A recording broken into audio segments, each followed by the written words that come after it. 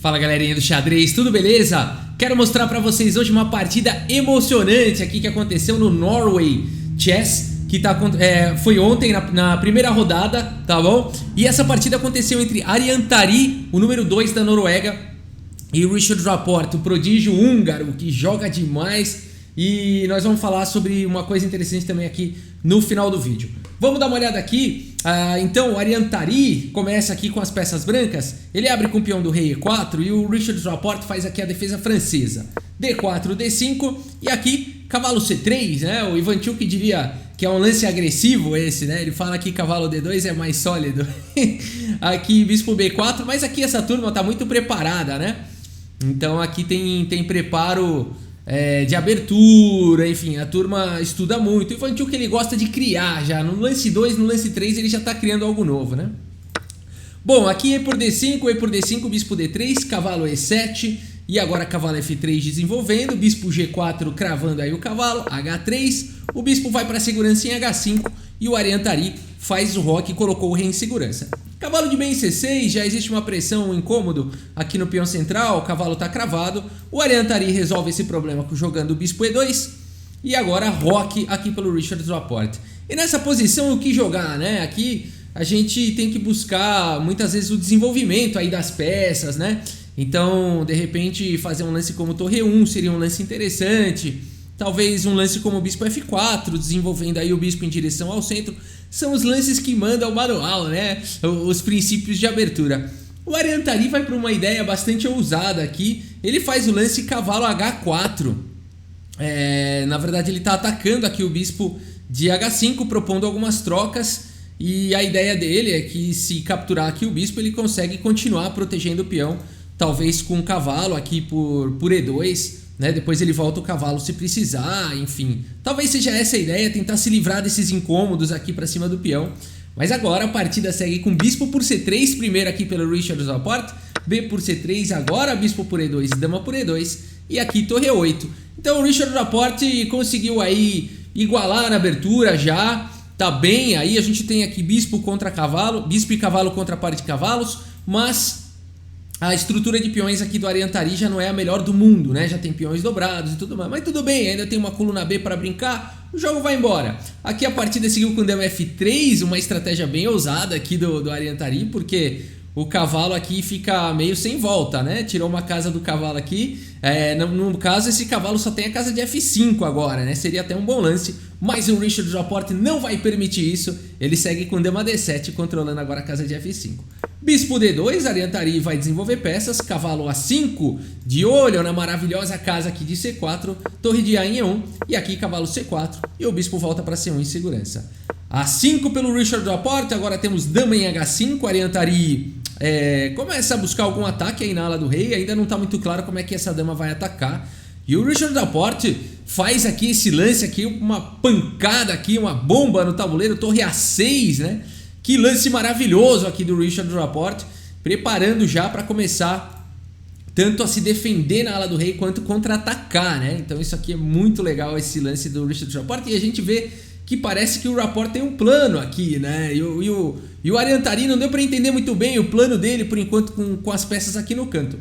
Cavalo F3 foi jogado, o cavalo volta para o jogo, G6 atacando a dama H4 e agora F6 simplesmente pelo Richard Rapport. Temos torre 2, cavalo F5 atacando a dama e aqui olha a situação, olha que legal essa torre aqui em A6 dando suporte para o peão. O cavalo agora atacando a dama, essa dama já não tem tantas casas, né? A partida seguiu com torre por E8, cheque, dama por E8 e dama F4, pressionando agora aqui em C7.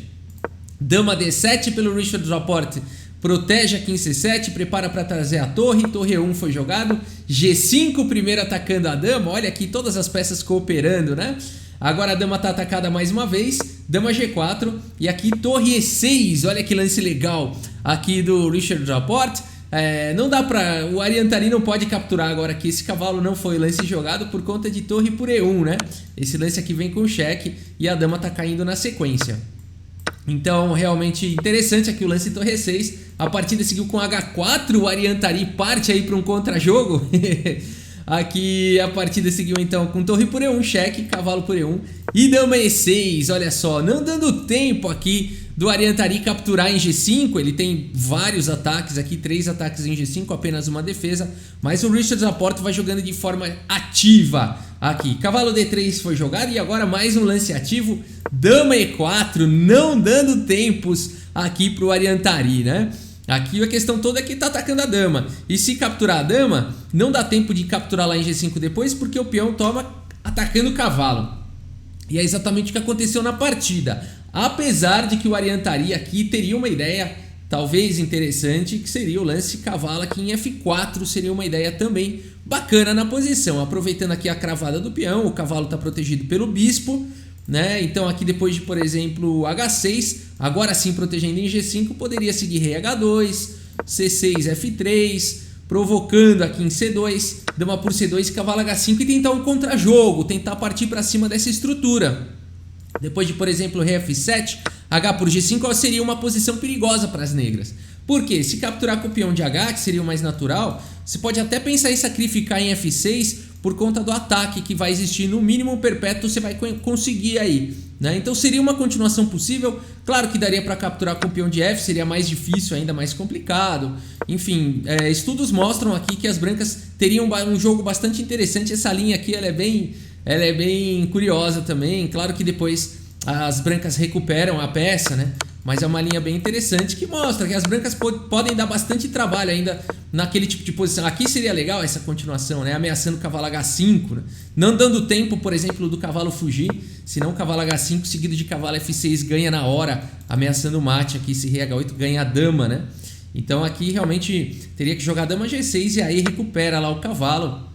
Enfim, apenas uma pequena continuação para mostrar que aqui cavalo F4 era um lance promissor aqui na posição, com essa ideia do contra-jogo. A partida seguiu aqui com dama por E4, essa foi a decisão do Ariantari. Agora D por E4, o cavalo está atacado. Cavalo C5, dá para entender porque que o Ariantari jogou dessa forma também, né? Porque agora ele está atacando aqui os dois peões e tudo mais. Cavalo por H4 foi jogado pelo Richard Laporte e agora o Ariantari tem que escolher qual dos dois peões aqui capturar. Não é uma decisão fácil, não é mesmo uma decisão fácil.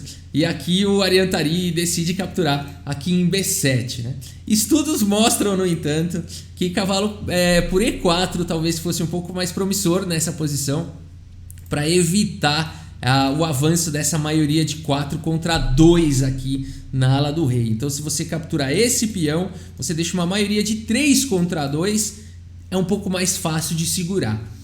Olha aí que interessante, né? Mas aqui, no calor do momento, o tempo caindo e tudo mais, o Ariantari vai para cavalo por B7 e agora vamos ver como continuar. Cavalo F5 foi jogado aqui pelo Richard Laporte, cavalo C5 trazendo o cavalo de novo atacando e agora cavalo D6, cavalo de F em D6.